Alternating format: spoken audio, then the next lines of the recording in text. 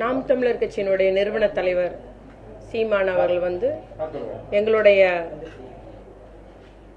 கழக தலைவராக இருந்து 5 முறை முதலமைச்சராக இருந்த முத்தமிழறிஞர் கலைஞரை பற்றி இழிவாகவும் அவதூறாகவும் பேசியதை திராவிட முன்னேற்ற கழகம் வன்மையாக கண்டிக்கிறது. கழக தலைவரை பற்றி நம் தமிழ் மக்கள் அறிவர். அவர் தமிழ்நாட்டு வளர்ச்சிக்காக, தமிழ் மக்களின் நலனுக்காக, தமிழ் மொழி வளர்ச்சிக்காக, தமிழ் மொழியை செம்மொழியாக்கியதே நம்முடைய கலைஞர் அவர்கள் தான். அத்துணை திட்டங்கள் நிறைவேற்றி தந்தவர். பிச்சைக்கார மறுவாழ்வாக இருந்தாலும் சரி, திருநங்கைகளாக இருந்தாலும் சரி, மாட்டுத்திறனாக இருந்தாலும் சரி, பாட்டாளியாக இருந்தாலும், தொழிலாளியாக இருந்தாலும், மகளிராக இருந்தாலும் சரி, அத்தனை பேர் வாழ்க்கையிலும் அவர்கள் உரிமையை நிலைநாட்டியவர், ஏற்றங்காண செய்தவர், திட்டங்களை வடிவமைத்தவர் என்பதை நாம் எல்லாம் அறிவோம். இளைஞர்களுக்காக முதல் தலைமுறை பட்டதாரி திட்டம், கல்வி கடன் ரத்து, நம்முடைய நுழைவுத் தேர்வு ரத்து என்றெல்லாம் அவருடைய படிப்பிற்காகவும் முதலில் கணினி கல்வி வளர்ச்சி, இவ்வாறு அடுக்கிக் கொண்டே போகலாம். அவ்வளவு தமிழ்நாட்டில் இந்த ஒரு ஏற்றம் வந்துள்ளது, வளர்ச்சி வந்துள்ளது. அது காரணகர்த்தா கலைஞர். அவரை பற்றி இந்த மாதிரி இழிவாக பேசுவது வன்மையாக திமுக கழகம், திராவிட முன்னேற்ற கழகம் கண்டிக்கிறது. அவருடைய ஒரு கட்சி தலைவர் என்பது அவருடைய ஆதரவாளர்களோ இல்ல நிர்வாகிகளோ யாரையோ தவறாக பேசும்போது கண்டிக்கக்கூடியவர்களாக, தடுக்கக்கூடியவர்களாக இருக்க வேண்டும். ஆனால் ஒருத்தர் அதை நம்முடைய கழக தலைவர் கலைஞர், முத்தமிழறிஞர் கலைஞரை பற்றி பேசும்போது இவர் எதிரே உட்கார்ந்து சிரித்து கொண்டிருக்கிறார். ஆக ஒரு தலைவனுக்கு உரிய பண்பு இல்லாத ஒரு தலைவன் என்ற முறையில் அவர் ஒரு வழிநடத்த தெரியாத நிலையில இருக்கிறார் என்பதை நான் கூற விரும்புகிறேன். அதே போல பாத்தீங்கன்னா அவர் வந்து நமக்கு முன்னால ஒண்ணு பேசுறாரு, அப்புறம் அதை மாத்தி பேசுறாரு. இதே தலைவருடைய மறைவன்று என்ன பேசினாரு? எதிர்கால இளைய சமுதாயத்தினருக்கு கலைஞர் ஒரு படிப்பினைன்னு சொன்னார். இவர் ஓய்வர் இரவு பகல் பார்க்காத உழைத்த ஒரு உழைப்பாளின்னு சொன்னார். இவர் 70 வருஷம் ஒரு அரசியல் வாழ்க்கை, தமிழ்நாட்டு அரசியலில் இருந்த ஒரு ஆளுமைன்னு சொன்னார். அவர் சொன்னதெல்லாம் அடிக்கிட்டே போகலாம். அப்படி ஒரு கலைஞருடைய மறைவைத போது இதே சீமான் அறிக்கை விடுறாரு, அப்புறம் இன்னைக்கு மாத்தி சொல்றாரு. அதனால எங்களுடைய தலைவரை பற்றி கோடானு கோடி தொண்டர்கள், எங்களுடைய கட்சி தலைவர் தளபதியாருடைய கண் அசைவிற்காக தான் காத்திருக்கிறார்கள், பொறுமையாக இருக்கிறார்கள்.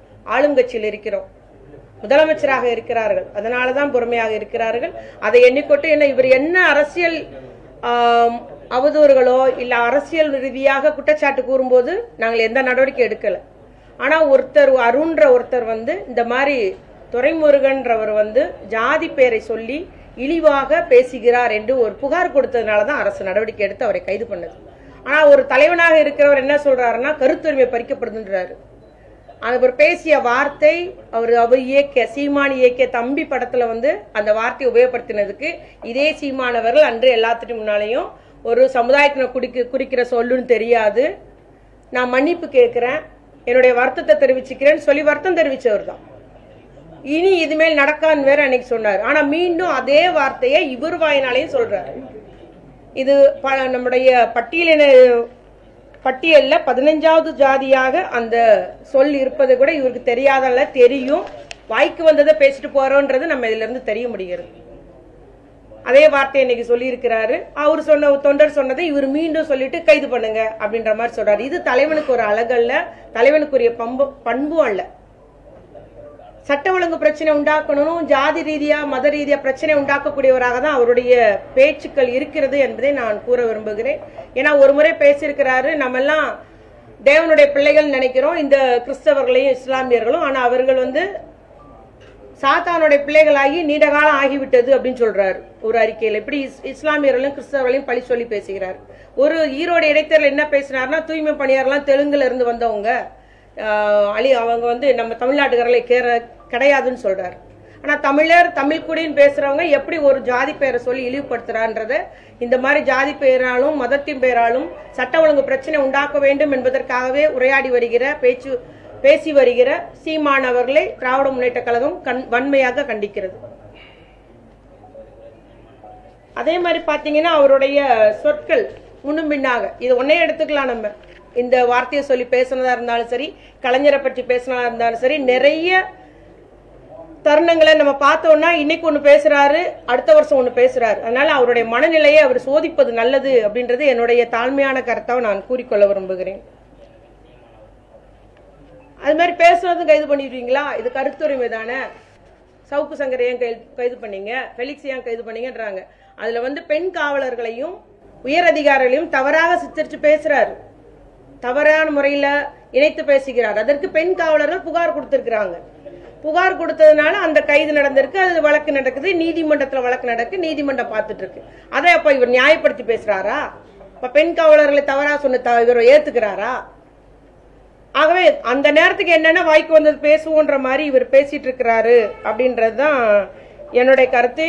அது மட்டும் இல்ல, திராவிட முன்னேற்ற கழக கருத்து நம்மளுடைய இதுக்கு சப்போர்ட்டா கருத்துரிமை பறிக்கப்படுதுன்னு உடனே பேசுறாரு.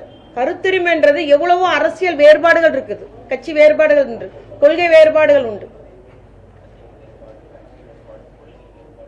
ஆனா இது மாதிரி தனிப்பட்ட முறையில தவறான சொற்களை உபயோகப்படுத்தி பண்றது, ஒரு உண்மைக்கு புறம்பான செய்திகளை சொல்றது, வேணுமனே பிரச்சனை உண்டாகட்டும், சட்ட ஒழுங்கு பிரச்சனை உருவாக்கணும்ன்றது பேசுறது இது ஏற்கத்தக்கதல்ல. நிச்சயமாக எங்களுடைய தலைவர் ஒரு பொறுப்பான முதலமைச்சராக இருக்கிறதுனாலதான் கட்சி தொண்டர்களை எல்லாம் கட்டுப்படுத்தி கட்டுப்பாடோடு திராவிட முன்னேற்ற கழகத்தில் இருக்கிறார்கள் என்பதை நான் கூறிக்கொள்ள விரும்புகிறேன். அதே போல பாத்தீங்கன்னா நம்ம அவருடைய தவறான தகவல்களை, நிறைவேற்ற முடியாத செயல்களை, நடைமுறைக்கு சாத்தியப்படாத செயல்களை எல்லாம் அடுக்குமொழியில பேசி தவறாக சமுதாயத்தையும் சமூகத்தையும் நம்ம தமிழ் சமூகத்தை தவறாக வழிநடத்துகிறார் என்பது என்னுடைய குற்றச்சாட்டா வைக்க விரும்புறேன். அதே போல அவருக்கு பணம், அவருடைய கட்சிக்கு பணம் எல்லாம் எங்க இருந்து வாங்குறாருன்றது உங்களுக்கு எல்லாம் தெரியும்னு நினைக்கிறேன். இலங்கை தமிழர் பிரச்சனையை முன்னிறுத்தி உலக அளவுல பல்வேறு நிதி அவர் நன்கொடையாக அவருடைய கட்சிக்கு பெற்று வருகிறார். அதனால எப்படி இலங்கையில நம்ம ராஜபக்சே எதிர்க்கிறோமோ அதுபோல தமிழ்நாட்டில் திராவிட முன்னேற்ற கழகத்தை எதிர்ப்பாக நாம் காட்டிக்கொள்ள வேண்டும் என்பதற்காக ஒவ்வொரு கட்டத்திலும் திமுகவையும் திமுக தலைவர்களையும் அவதூறாக அவர் பேசி வருகிறார் என்பதை நான் குறிப்பிட்டு கூற விரும்புகிறேன். அதனால நம்முடைய நாம் தமிழர் நிறுவன தலைவர் சீமான் அவர்கள் கொஞ்சம் நாக்கை அடக்கி வாசிக்க வேண்டும். அரசியல் அறவேக்காடுத்தனமாக பேசக்கூடாது. அரசியல் முதிர்ச்சி இல்லாத ஒரு தலைவராக தெரிகிறார். தமிழ் சமூகத்தை தவறான தகவல் மூலம் அவர் தவறாக வழிநடத்தி வருகிறார் என்பதை மட்டும் நான் இங்கு கூறிக்கொண்டு, பச்சுவந்தி போல இன்னைக்கு ஒண்ணு நாளைக்கு ஒண்ணு, இன்னைக்கு இவர் ஆதரிச்சு பேசுற, நாளைக்கு மாத்தி பேசுறது, எதிர்த்து பேச தான் பேசியது என்னவென்றே அவர் தெரியாதபடி பேசி வருகிறார் என்பதை நான் கூறிக்கொண்டு, இவர்கள் அரசியல் தலைவருக்கே தகுதியானவர் அல்ல, அரசியல் பண்பு அற்றவர், தரமில்லாத ஒரு அரசியல் நடத்தி வருகிறார். இவர் எங்களுடைய தலைவரை பற்றி பேசுவதற்கு இவருக்கு அருகதையே கிடையாது. நிச்சயமாக தமிழ்நாடு உள்ளவரை முத்தமிழர் கலைஞருடைய புகழ் என்றும் நிலைத்து நிற்கும் என்று கூறி முடிக்கிறேன். நன்றி. சொல்லிட்டோம்ல, எங்களுடைய தலைவர் பொறுப்பான ஒரு முதலமைச்சர் இல்லையா, ஆளுங்கட்சி. அதனால எங்களுடைய முதலமைச்சருடைய அந்த கண் அசைவுக்கு ஏற்பதான் எங்களுடைய தோழர்கள் தொண்டர்கள் செயல்படுவார்கள். புகார் அளிக்கும் இப்ப அவர் ஒரு சமுதாயத்தை பத்தி பேசியிருக்கிறாருங்க. புகார் அளிச்சா நிச்சயமா வழக்கு போடுவாங்க. அது ரொட்டீனா காவல்துறை நடவடிக்கை எடுத்துதான் வருகிறது.